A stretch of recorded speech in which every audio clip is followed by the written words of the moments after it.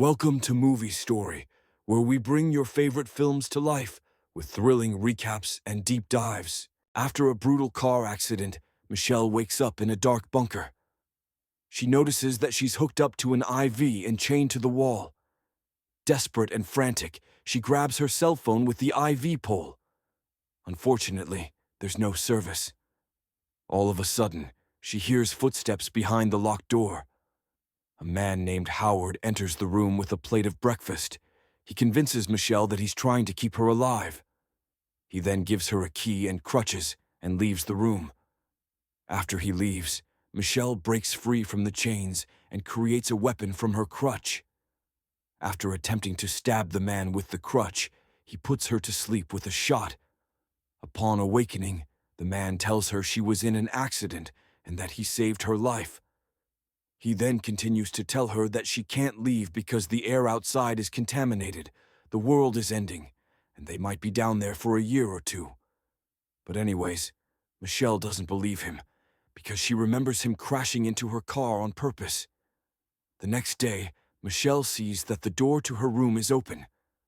She leaves her room and sees a man sleeping. He wakes up and introduces himself as Emmett. He tells Michelle that Howard is telling the truth about the world ending and that he had to beg Howard to let him into the bomb shelter. Howard then enters the room and gives Michelle a tour of the whole bunker. There's a living room with books and board games. There's also a kitchen, a bathroom, and a TV, so it's actually pretty nice for an underground bunker. During their dinner, Howard's odd behavior and anger start to show when Emmett talks too much at the dinner table. Michelle sees this as an opportunity to steal Howard's keys in order to escape the bunker. After pissing Howard off, Michelle grabs the keys and runs for the exit of the bunker. Peering through the window, she sees car lights and a bloody woman begging to come in. Hesitant to bring the girl in, Howard convinces her that she's infected, and she definitely is.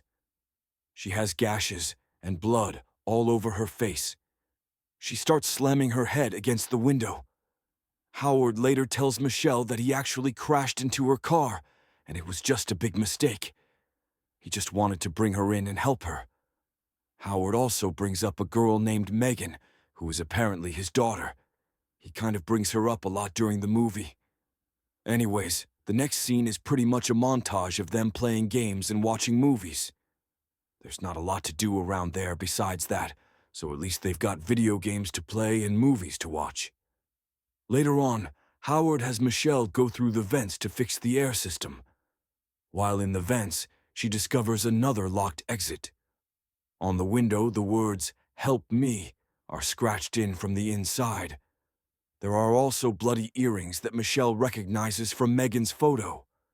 Now, we're starting to realize that something bad happened to Megan.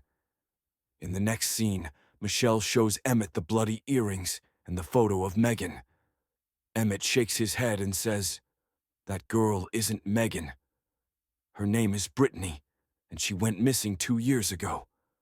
Michelle and Emmett then come to the realization that Howard is dangerous, and they need to find a way to escape, fast. While Emmett and Michelle try to create hazmat suits from a shower curtain, they have to pretend like everything is normal. The next day, Howard makes Michelle and Emmett bring an unopened barrel into the bathroom. Howard states that the barrel contains perchloric acid.